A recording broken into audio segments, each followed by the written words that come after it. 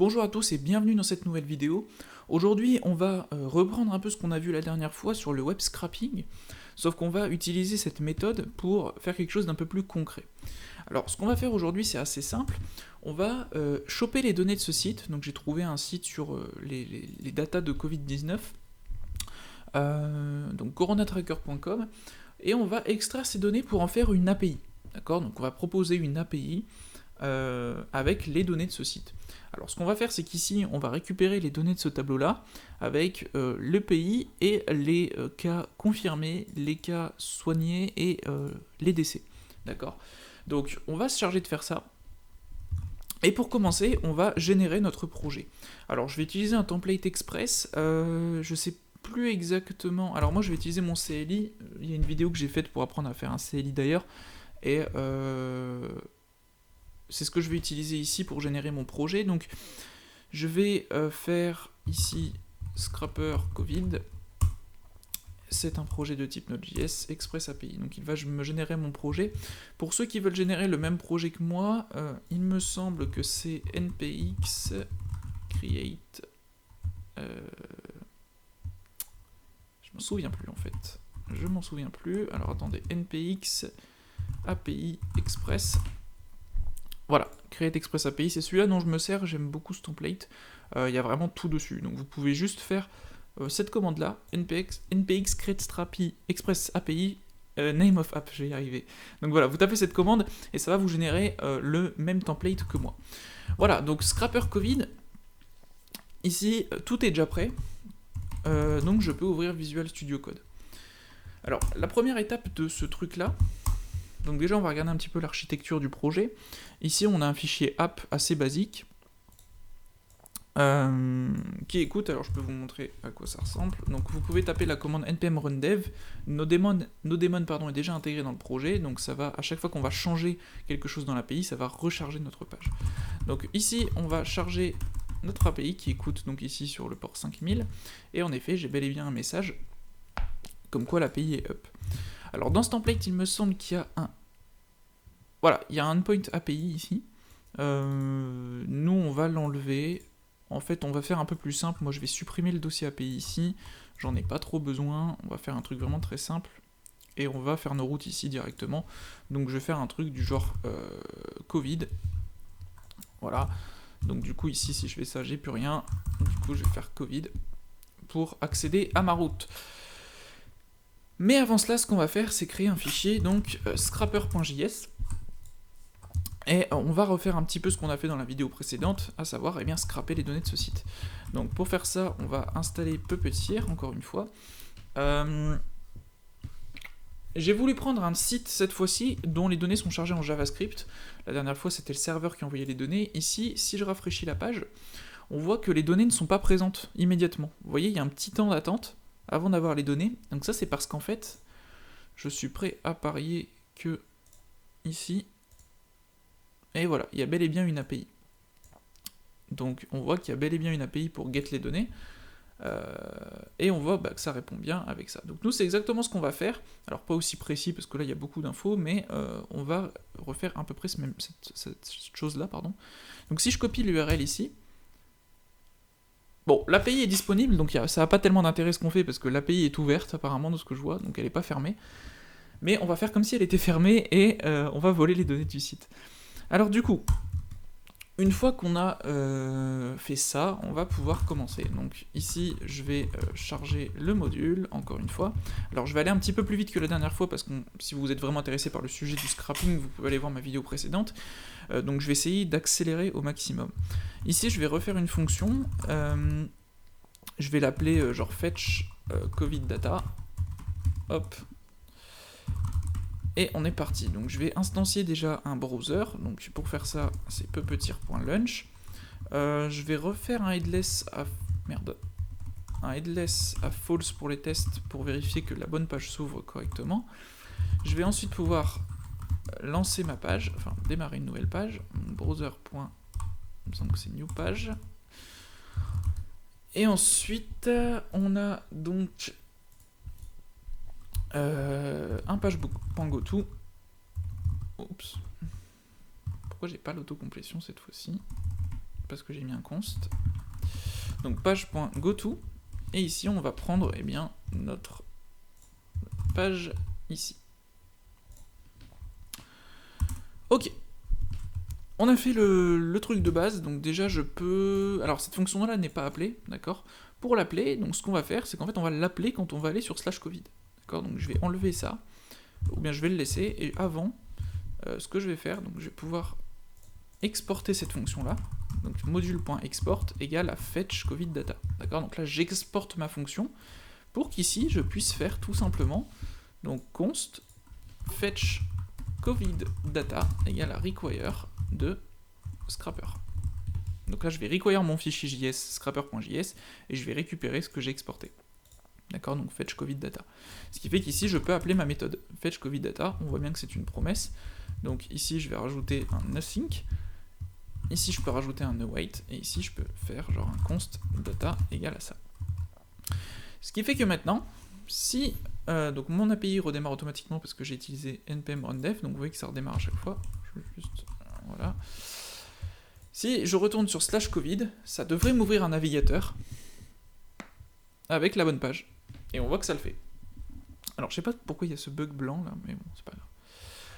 Voilà, donc ça fonctionne bel et bien, ça ouvre bien le navigateur, donc ça c'est parfait. Donc on va continuer.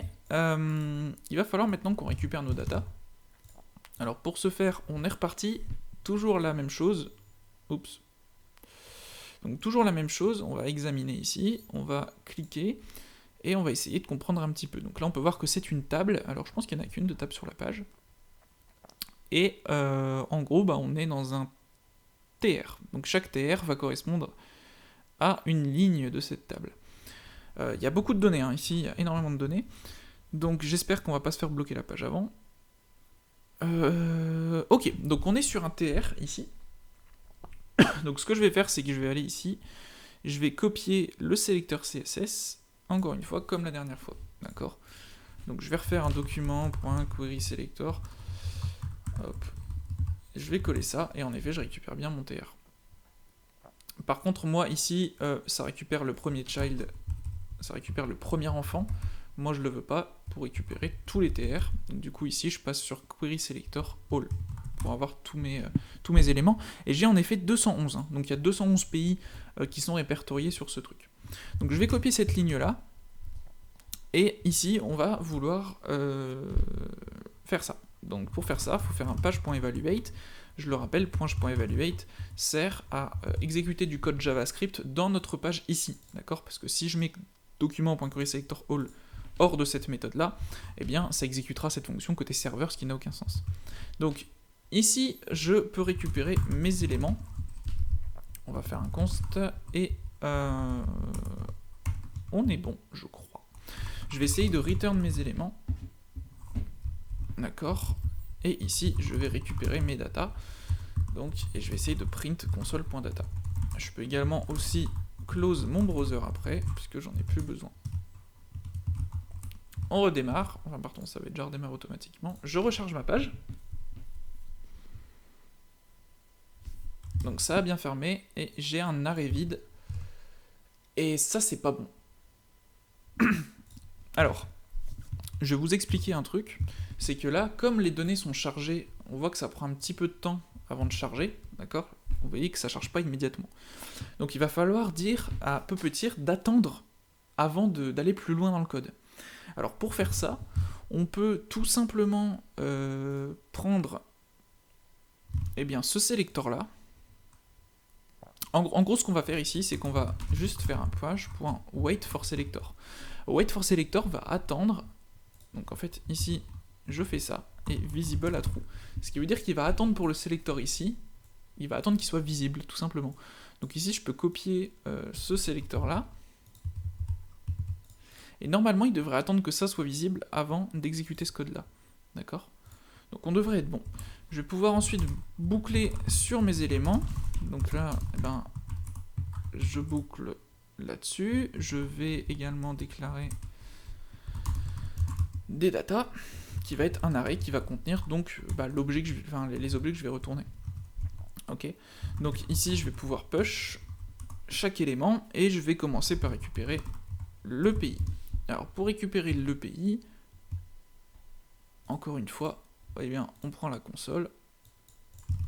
Je vais reprendre cette ligne-là que je vais coller. Sauf que moi, je veux pas faire un all. Là, cette fois-ci, je veux juste un élément, d'accord? Donc ça va prendre le premier élément. Si je le print, hop, j'ai bien mon premier TR normalement. Et ici, je vais regarder pour récupérer le texte USA. Donc, on voit que ça se situe dans un A juste en dessous. Et il n'y a pas d'autre A que ça. D'accord? Il n'y a pas d'autre balise A dans ce TR là, à part ça. Donc, je peux directement en fait récupérer en faisant ça. Donc, en faisant élément.querySelector de A. Et là, je vais avoir mon A de sélectionné. Ce que je veux dans le A, c'est pas toute la balise A, c'est le texte. Donc, je peux faire un texte. Soit un texte content, les deux fonctionnent ici. Et on voit que je récupère mon texte. Par contre, on voit que le texte, c'est un peu n'importe quoi parce qu'il y a des backslash n, des espaces vides. Donc ce que je vais faire, c'est que je vais rajouter la méthode trim. Et ici, j'ai correctement mon titre. Donc je vais juste récupérer ça et le coller ici. C'est tout ce que je vais faire dans ce truc-là. Et normalement, ici déjà, on devrait être capable de retourner mes datas. Donc si je charge ça, boum, j'ai bien la liste de tous les pays correctement récupérés, et on voit que c'est des données chargées en JS, et qu'on a quand même réussi à le faire. Donc ça, c'est ce que je vous expliquais dans la précédente vidéo, c'est vraiment l'avantage de Puppeteer par rapport à un simple fetch, où vous allez pouvoir être capable d'attendre certains sélecteurs CSS. Et ça, c'est vraiment génial. Donc on va continuer avec quelques sélecteurs, on va récupérer en fait toutes les données du tableau. Avant de faire ça, on va ici faire un res.json ici de mes data, d'accord, ce qui veut dire que maintenant, donc je vais faire ça aussi, et je vais couper là le headless, enfin je vais mettre le headless plutôt, ce qui fait que le navigateur s'ouvrira plus, parce que c'est un peu chiant. Donc là, je charge, on voit que ça prend du temps à charger, et normalement ça devrait afficher ma liste de pays dans le navigateur. Ce qu'il n'a pas fait. Pourquoi il l'a pas fait? Ça c'est une bonne question. Parce que j'ai fait des conneries. J'ai exécuté ça. Ok, j'ai pas return ma data, c'est pour ça. Donc je vais faire ça. Ici normalement, si je recharge ma page, boum, donc j'ai bien dans le navigateur mes éléments. Alors là je suis sur Firefox, donc il fait un formatage automatique du JSON, c'est pour ça que ça ressemble à ça. Ok, on est bon, donc du coup ce qu'on va faire, c'est qu'on va pouvoir continuer, donc on va mettre les cas confirmés. Hop, non, c'est là. Ici, on va récupérer donc ça, donc en fait, il faut savoir que dans un tableau, c'est chaque colonne est un TD. Donc en fait, tout ce qu'on aura à faire ici, c'est assez simple, on va récupérer le deuxième TD, le troisième TD, le quatrième TD. Pour faire ça, très très simple, on fait élément.querySelector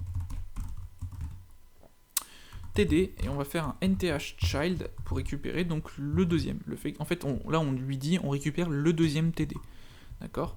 Et cette fois-ci, on va récupérer donc le text content de ça. Ok? On va faire un trim, comme ça on est sûr que la donnée est bien formatée. Donc je vais essayer de mettre ça dans la console, et on voit que je récupère mon nombre. Je vais y arriver. Ok, donc ça c'est cool. On peut faire un autre truc, c'est le parser en int. Comme ça dans l'API ça sera un petit peu plus propre, puisque c'est un int. Donc on fait un parse int de ça. Et là il me renvoie ça parce qu'il y a des espaces. Donc pour enlever les espaces entre les nombres, on va faire un point replace slash ça. Alors je peux me tromper. Boum, c'est bien ça. Donc ça sert à enlever les espaces dans une string, entre les mots. Donc ça c'est parfait, donc on a notre ligne, donc je vais juste la reprendre, alors sans le point virgule, sinon il va me faire chier. Et ici, je remplace comme ça. Donc là on est bon, on peut faire exactement la même chose. En fait ce qui est pratique ici, c'est que j'ai juste à copier-coller, à changer le mot, donc recovered, et ici on va mettre des. Et ici, j'ai juste à mettre donc 3 et 4 pour récupérer le troisième et la quatrième colonne. Ok. J'ai oublié des petites virgules. des petites virgules, et on est bon. Et là, déjà, on devrait être capable, normalement, d'avoir toutes les données du tableau, si je me suis pas trompé. Boum! Et comme je l'ai dit, je me suis trompé. Donc ça marche pas.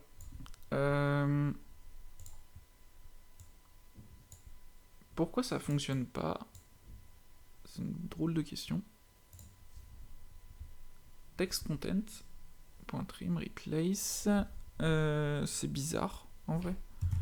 Parce que là, j'ai 6386. Et pourtant, là, il est bon.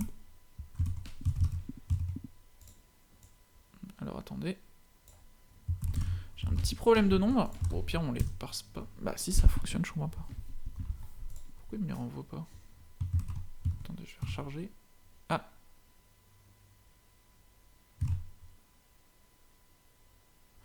Ok, ça marche pas. Ce que j'ai fait avec les espaces, ça lui plaît pas, je crois.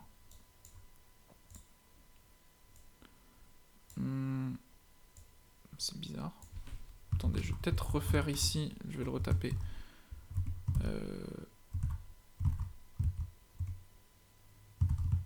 S, G, vide. Est-ce que ça fonctionne maintenant? Non. Bon, bah c'est pas grave, je vais l'enlever. De toute façon. Attendez, sinon je vais faire JS remove space between words. Ok. Ah, bah lui c'est celui que j'ai fait, donc je comprends pas pourquoi il fonctionne pas lui. On va essayer celui-là. Mais vraiment c'est bizarre. Parce que ça je l'ai déjà utilisé, ça fonctionne. Ok. Je vais enlever ça, ça, ça. Ici je vais mettre des single quotes. Ah merde. Hop. Ok. Donc je recharge, on va voir si ça fonctionne. Si ça fonctionne pas, bon bah j'enlèverai le parsint, hein, tant pis. Non, c'est pas possible que ça fonctionne pas. Ok, bon bah je vais enlever le parsint. Et puis ça ira très bien pour le moment. Voilà, le but c'est pas passer trop de temps sur le scrapping en lui-même. Bref, donc là on est normalement capable de récupérer toutes les infos. Ok, nickel. Ah mais il y a des virgules, c'est pour ça. Pourquoi là j'ai pas de virgule? Ah, je suis sur une version FR, c'est pour ça. Alors attendez, je crois que c'est pas... Je crois que c'est pour ça. Alors je vais remettre celui que j'ai mis dès le départ. Ok, et ici en fait il y a un /fr. Je pense que c'est pour ça du coup. Ok, on recharge les données. Ah bah merde alors. Alors là je comprends pas franchement. Hein.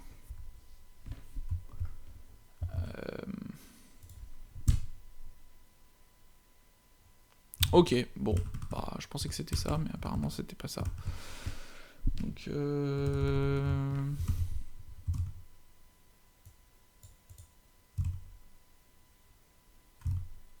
c'est bizarre, hein, franchement. Ça me plaît pas trop, moi, de... que ce soit pas un int. Bon. Alors on va l'enlever. Je comprends pas. En fait, sur ce que je comprends pas, c'est qu'en fait sur l'API, enfin sur le navigateur de base, j'ai pas de virgule. Et là j'en ai, donc c'est assez étonnant, mais bon, enfin bref. Ok, on s'en fout, on va avancer parce que sinon on n'a pas fini. Bah en vrai là on est presque bon. Donc là, si je peux très bien m'arrêter là, j'ai une API qui fonctionne. Le seul souci de ça, c'est que j'ai pas de cache. Ça veut dire qu'en fait, à chaque fois que un utilisateur va appeler ce endpoint là, il va appeler le site. D'accord? Il va fetch la data en scrapping. Ce qui fait qu'on peut très bien se faire rigoler en mode bah, on fait trop de requêtes sur le site et on se fait bloquer parce qu'il détecte qu'on est un robot. Donc ce que je vous recommande de faire, c'est une sorte de cache. Donc je vais vous montrer comment on va faire ça. On va déclarer un cache time, d'accord? Et on va déclarer nos data ici. Ok? Et ce qu'on va pouvoir faire, c'est lui dire, donc si il y a un cache time qui est défini, d'accord, et que ce cache time est supérieur à la date de maintenant moins... Donc là, en fait, on va lui dire, par exemple, donc c'est le délai qu'on veut. Donc ça, c'est 1 seconde en millisecondes, et on va multiplier ça, par exemple, par 10 pour avoir toutes les 10 secondes. Donc là, en fait, on va rafraîchir les données toutes les 10 secondes. Donc si c'est supérieur à ça, à la date de maintenant, moins 10 secondes, et ben ça veut dire qu'on peut renvoyer les données qui ont été cachées. Enfin, cachées dans le sens... il y a un cache. Et du coup, ici, ben, on est bon. Et tout ce qu'il nous reste à faire, c'est définir notre cache time. Et c'est date.now. Ok, ici, on supprime le const, puisqu'on est défini ici. Et on est bon. Ce qui fait que maintenant, si je rafraîchis, donc là, ça va prendre un peu de temps, parce que ça va aller chercher les données sur le site, d'accord ? Boum, j'ai les données, et là je rafraîchis, et on voit que c'est rapide. Pourquoi ? Parce que j'ai caché mes données, d'accord ? Et une fois qu'on aura dépassé les 10 secondes, donc c'est très bientôt, voilà, là j'ai dépassé les 10 secondes, il va aller rechercher les données sur le site, donc là j'ai pas mis longtemps, parce que pour la vidéo, je vais pas attendre 1 minute que ça se fasse, mais on peut très bien modifier cette valeur-là, pour chercher les données toutes les heures, ou chaque jour par exemple, tous les matins, etc. etc. Bref, ce qu'on peut faire maintenant, c'est un petit endpoint spécifique. Par exemple, on peut faire un app.get /covid et on peut faire /2.country. Ce endpoint va nous permettre de récupérer les informations d'un seul pays, d'accord ? Parce que j'ai peut-être pas besoin, ou je veux faire une page spécifique sur mon interface où je charge les données de la France, par exemple, et j'ai pas besoin de tous les pays. Donc ce que je vais faire ici, c'est tout simplement un res.json, et je vais faire un filter sur ma data, d'accord ? Et je vais juste vérifier que le country égale à rec.params country. Donc pour ceux qui ne connaissent pas, alors filter c'est une méthode qui permet de filtrer sur un array. Donc ici j'ai mon élément et je vérifie juste que mon élément est égal à ma ville passée en paramètre. D'accord ? Donc rec.params c'est pour récupérer les 2 points ici, et ça c'est le nom de la variable. Donc ici je la mets ici. Donc ça devrait fonctionner. Par contre il faut que data soit définie. Donc je vais juste mettre si data n'est pas définie, et ben on va aller fetch les données. Donc fetch covid data. Ok. Donc là, ça va recharger les données. Hop, je vais faire /covid/France. Et boum, j'ai bien mon endpoint qui fonctionne. Je peux chercher les USA, je peux chercher Malte. Alors il y a des majuscules par contre, il me semble. Voilà, bon, je pourrais très bien faire vérifier, enfin enlever les majuscules et tout ça, mais bon. Ça suffira pour l'instant. Donc là, vous voyez qu'on a construit une API autour de données que nous, on n'appartient pas. On a simplement scrappé les données de ce site pour en faire une API. Et donc moi, je peux très bien utiliser cette API-là pour faire mon interface à moi, et du coup, avoir une réponse en JSON parfaitement lisible par mon interface. Donc voilà, j'espère que cette vidéo vous aura plu, que vous avez tout compris. S'il y a des questions, n'hésitez pas. Bon, un peu de déception avec ce mystère de la virgule, là. Bon, après, je pourrais très bien remplacer mes virgules, au final... Attendez 2 secondes. Je peux très bien faire ici un replace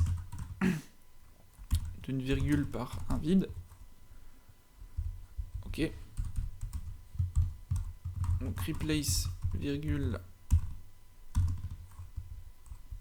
par un vide et replace. Ok. Déjà à voir si ça fonctionne ça. Enfin, normalement, oui. Donc voilà, là, j'ai bien enlevé la virgule, et du coup, maintenant, je peux repasser en parsint. Ce qui fait que... Moi, je trouve ça un petit peu plus propre, parce que là, on est sur un nombre, donc c'est plus logique que ce soit un parsint, enfin, que ce soit un int. Et après, pour le traitement, c'est un peu plus simple. On n'a pas besoin de faire un parsint côté client. On peut juste récupérer notre data et faire des calculs dessus, ou faire ce qu'on veut. Et c'est un peu plus joli. Donc voilà, j'espère que cette vidéo vous aura plu, que vous avez appris des choses. Et je vous remercie de l'avoir regardé. Si vous avez des questions, n'hésitez pas en commentaire. Si vous avez des idées de vidéos, n'hésitez pas non plus. Et on se retrouve pour une prochaine vidéo très très vite. À bientôt, ciao.